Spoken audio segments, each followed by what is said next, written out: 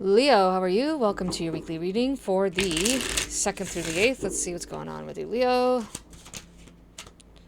We have guilt. So either you're guilt-tripping someone or someone else is guilt-tripping you, and it's keeping you feel a little chained. Or, and this is very important, it could be a past version of yourself that you feel guilt for. Okay, so let's get more into that. This is like, yeah, feeling guilt-tripped into doing something. That's what that feels like. Silence, the moon. So, I said the moon. I meant the star card. Well, I mean, it could be both here. Yeah, I feel like, I don't know, Leo, this feels almost like being guilt-tripped so much that, like, you've lost your spark. Holy crap, Leo, please don't lose your spark, okay? You can't. That is like a death sentence for your soul. You need a spark. You have to have a spark. If something doesn't give you that twinkle in your eye, I say it all the time, Leo, it's gotta be enticing, or it's just useless. I'm sorry to say it that way, but you've lost the sparkle. You just feel obligated now. You feel responsible. It feels like a chore.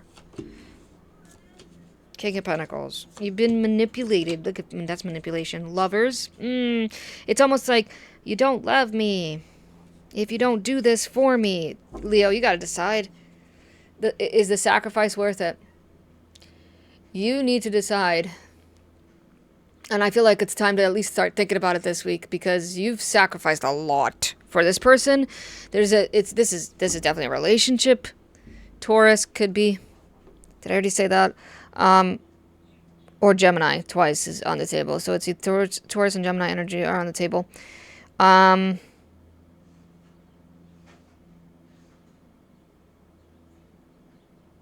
mean, how much more are you going to sacrifice your happiness? I don't want to, like... I mean, I said that I was going to not make these readings long this week. But this feels like you're just... Yeah. Look at the Lovers again, and I cut it. The Lovers again, and then the Prince of Cups. Now we got Pisces energy, but... It's just... Six of Cups. So this is like someone that you love so much that you consider them family, okay? You have a history with this person. You have a past with this person, and that's why you feel obligated. You feel tied. You feel like it's your responsibility to take care of them. They could literally, that's like 3 cards that's telling me that someone's literally dealing with an addiction. So they could be drinking too much, smoking too much, gambling too much. I don't know. But now it's like they're borderline. I don't use this word lightly, Leo. They're borderline narcissist, okay? Like, they just... Those 2 cards together is not, it's not a good combo. Let me see. This Magician. Yeah, 4 of Swords. Yeah, I think you're going to decide to separate or just take a break. Yeah, again, it was almost like it was supposed to be this happy long-term thing, and it turned into an illusion. If it's not a person that you have love for, it could be a job that makes you feel guilty for, like, taking a vacation day or, not working overtime every week, right? And it looked like it was going to be this beautiful job that you were going to enjoy. 8 of Cups. Are you deciding to leave it? Are you deciding to walk away? You're deciding. That's very decisive energy. King of Swords. But I think with the Prince of Pentacles coming out right after it, I think you're going to make a plan first. You're going to, like, figure out the details first, which is good. You're not going to just rush out of there.